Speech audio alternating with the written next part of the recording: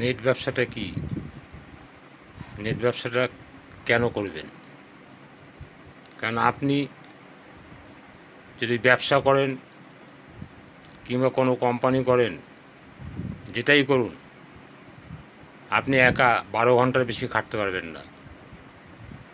তাই কিছু partner, junior partner, তাদেরকে সংগ্রহ করলেন।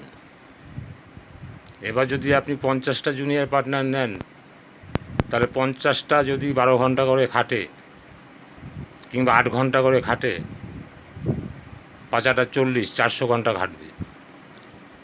আপনি একা খাটবেন 8 ঘন্টা, কিন্তু 50টা লোক যদি 8 ঘন্টা করে খাটে, 400 ঘন্টা প্লাস আপনার 8 ঘন্টা,